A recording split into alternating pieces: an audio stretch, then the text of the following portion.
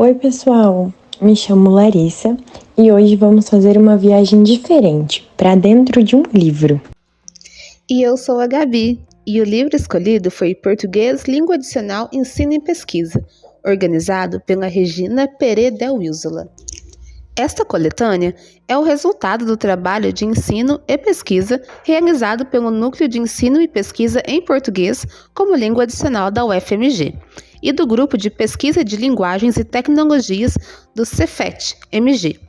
É composta por 15 artigos que foram escritos por professores de programas de graduação, pós-graduação dessas faculdades, doutorandos, mestrandos e graduandos.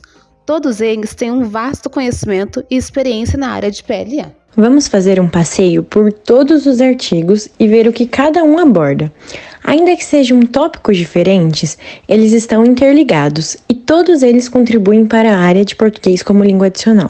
Vamos começar com o artigo Estratégias de Aprendizagem da Língua Estrangeira, uma breve introdução, de Carla Coscarelli.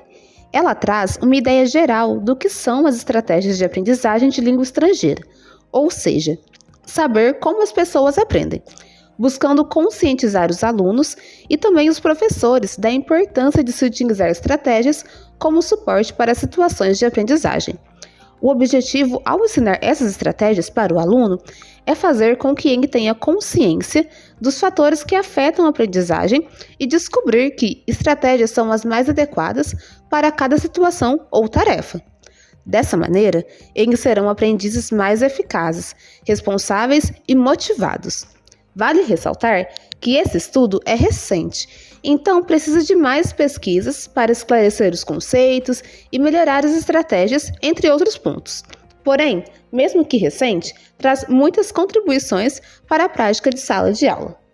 O segundo artigo, Aplicação da ferramenta Data Mining em contexto de avaliação em português como língua adicional, de Jerônimo Coura Sobrinho, Henrique Rodrigues Leroy, Daniel Alves Vilela e Alfredo Levi José Guerra, apresenta dados de uma pesquisa feita a partir de uma ferramenta chamada Welka, que é um software desenvolvido em linguagem de programação Java que permite a manipulação e alteração dos algoritmos. Essa pesquisa visa facilitar a aprendizagem e o ensino de línguas estrangeiras. E para isso, foi feito um estudo com candidatos do exame CELP-BRAS para averiguar se o desempenho deles, ao serem apresentados às situações informais de sua língua materna, seria melhor e mais proveitoso quando fossem realizar a avaliação do exame. O sistema de dados do exame contém considerações dos candidatos em relação a seus interesses sobre a língua e cultura brasileira e informações sobre como eles aprenderam a língua. E esses dados foram muito importantes para a melhor aquisição da língua, pois os resultados obtidos na pesquisa são reveladores de que a junção dos dados e da ferramenta Welka ajudou os candidatos a ter um desempenho melhor na avaliação, uma vez que as relações com o seu país e a sua língua materna auxiliaram na sua aprendizagem. Agora, a gente vai ver um pouco sobre textos literários em livros didáticos de PLA. Esse é um artigo escrito por Regina Lúcia e Luiz Prazeres. Aqui, os autores vão investigar como esses textos literários são utilizados em alguns livros didáticos selecionados. Eles fazem quadros com a presença da literatura nos livros didáticos, identificando quais são os gêneros literários mais comuns. Vamos pegar para ilustrar o livro Terra Brasil, que é um dos objetos de análise deles. Esse livro possui 43 diálogos, 66 listas, 27 textos informativos, 6 poemas, uma crônica, um conto e 12 letras de músicas. E eles fazem essa mesma análise com os outros livros de PLA. Eles ressaltam que não há uma parte exclusiva destinada só para a literatura nesses livros, ou seja, o texto literário não é analisado em sua especificidade, mas sim inserido de uma forma complementar no ensino e no aprendizado de língua. O artigo seguinte é resultado de uma pesquisa feita por Jerônimo Coura Sobrinho, Henrique Leroy, Mônica Oliveira e Natália Tosatti. Ele segue no mesmo livro, Terra Brasil, e os autores agora analisam de forma detalhada sobre a gramática, gênero textual e a cultura presente nesse livro. Eles comentam que, baseado na experiência deles como professores, a cultura e a interculturalidade são a chave para o enriquecimento e o desenvolvimento da sala de aula de PLE, português como língua estrangeira. Ensino de português como língua adicional, produção oral e escrita, é um artigo escrito por Mônica Oliveira e Natália Tosati. Elas abordam as estratégias e os recursos que foram utilizados no curso de português língua adicional, oferecido por elas no Cefet de Minas Gerais. Elas descrevem também os módulos desse curso e relatam toda a sua experiência, desde o planejamento das atividades até as impressões que tiveram mediante o oferecimento desse curso. O curso que elas oferecem possui 3 módulos, sendo o primeiro sobre os aspectos culturais, o segundo módulo fala sobre os aspectos gramaticais e o último e terceiro módulo fala sobre os aspectos comunicativos. O 6º artigo, de Dalina Oliveira Chaves, denominado A Ortografia nas Aulas de Português como Língua Adicional, fala sobre o ensino da grafia das palavras do português brasileiro e diz que o aspecto da grafia das palavras de acordo com a norma padrão é importante e não pode ser negligenciado. Ela traz algumas propostas de atividades de análise linguística e diz que é necessário fazer um levantamento dos problemas que mais ocorrem na escrita dos alunos, promovendo assim uma discussão coletiva onde eles terão esse espaço para expressarem suas dificuldades e pode ser proposto atividades de revisão para que os mesmos reflitam e vejam o erro como um objeto de conhecimento.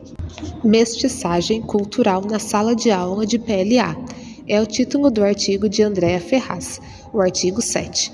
Ela diz que a sala de aula de PLA é heterogênea, afinal, todos os alunos são estrangeiros, migrantes, diversos, mas eles se tornam a maioria naquele ambiente, e todos estão no mesmo barco, todos na não-pátria, e isso os aproxima. A autora traz o pensamento do filósofo francês Michel Serres, afirmando que se toda aprendizagem consiste em mestiçagem e se todo aprendizado consiste num caminho em direção à alteridade, a sala de aula de PLA é repleta de recursos e elementos que contribuem para o possível grande aprendizado, desde que o professor adote uma perspectiva de educação intercultural. Monique Longordo segue essa mesma direção no seu artigo Interação em Contexto Multicultural. Ela inicia o texto relatando a sua experiência como carioca, dando aula para estrangeiros em Minas Gerais, e diz que em outros tempos essa variação linguística seria vista como inadequada, mas atualmente pode ser utilizada como material didático, e é isso que ela faz. Ela ressalta também a ideia da língua como cultura, e que há uma valorização das questões culturais, tanto de professor quanto de aluno, e nessa interação a perspectiva de mundo se amplia um pouco mais. Cada um, sem perder a sua identidade, ajuda a construir a estrutura linguística do português, buscando o significado para essa construção, tanto linguística como cultural. E ela finaliza dizendo que seus alunos continuam falando mineirês, mesmo com uma professora carioca, e que ela já se pegou algumas poucas vezes sibilando o S. Ensino de português como língua adicional, percepções interculturais, é o título do artigo de Henrique Leroy. O estudo investiga as percepções de aprendizes e professores no ensino de PLA em contextos de imersão no Brasil e de não imersão no Peru, analisando suas visões sobre suas próprias culturas e as dos outros. Os resultados destacam como os contextos de imersão e não imersão influenciam a competência intercultural no ensino de português para falantes de outras línguas. Conclui-se que diferentes contextos impactam variavelmente as percepções interculturais de aprendizes e professores. Ele nos traz a reflexão de que devemos considerar o olhar crítico e a cultura de docentes e discentes, visando a aceitação e o respeito do outro do espaço dessa interculturalidade. No 10º artigo, intitulado Interculturalidade e Conhecimentos Linguísticos em Aula de PLA, a autora Marcele Aquino relata uma experiência muito interessante que ela teve como professora de português língua estrangeira na UFMG. Ela realizou debates polêmicos durante a disciplina de produção oral e escrita, e os temas eram decididos com antecedência, para que os alunos pudessem pesquisar e então estarem preparados para defenderem suas ideias. Os assuntos eram variados e escolhidos pelos próprios estudantes. A autora cita alguns temas, dentre eles estavam legalização do aborto, pena de morte, greve nas universidades, Código Penal brasileiro em comparação a outros países, e ela relata aspectos positivos dessa dinâmica e diz como a atividade é eficiente para a interação dos estrangeiros entre si e com o professor, além de servir para quebrar barreiras e sanar possíveis dúvidas que os aprendizes tenham em relação à cultura do Brasil.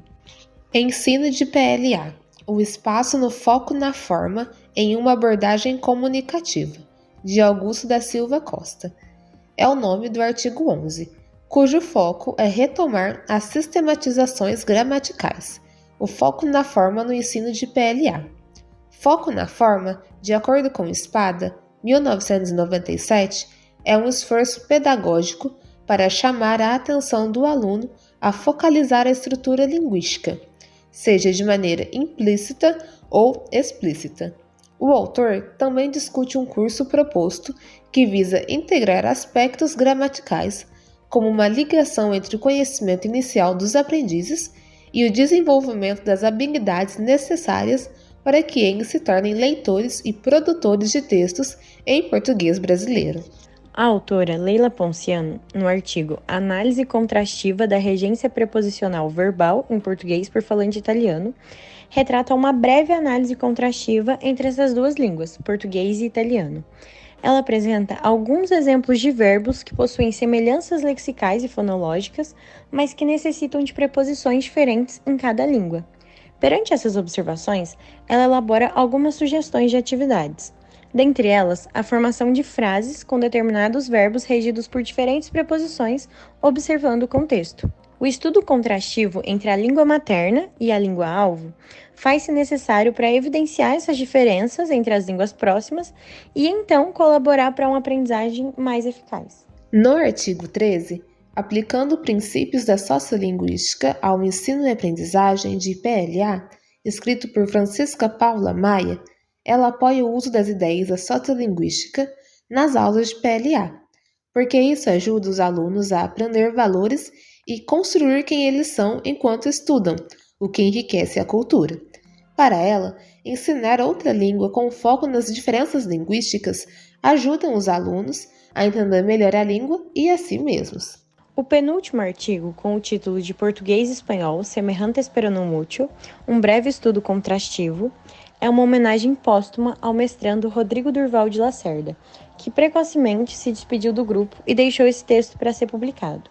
Nele, Rodrigo retratou também um estudo contrastivo, mas agora entre o português e o espanhol. A semelhança entre as línguas pode ser uma alavanca impulsionadora para o estudo do português como língua-alvo.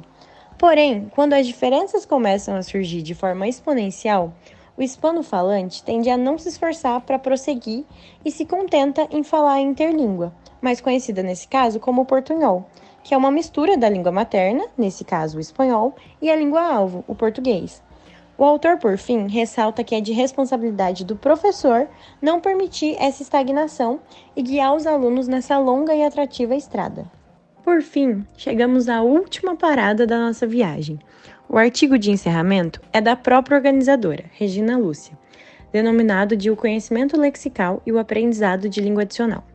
Reflete-se sobre o desenvolvimento do vocabulário em uma língua estrangeira, destacando a leitura como um ponto de grande interesse.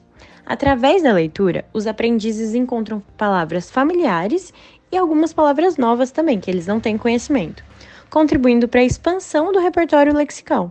Este estudo enfoca a importância do componente lexical na aprendizagem de línguas adicionais. Bom, pessoal, nossa excursão pelo livro se encerra aqui. É válido destacar que trouxemos os assuntos abordados em cada artigo de forma geral, para familiarizar vocês com os temas e estimular o interesse pela leitura do livro, que se faz muito válida, ainda mais para aqueles que gostam ou têm interesse na área. Muito obrigada e até uma próxima!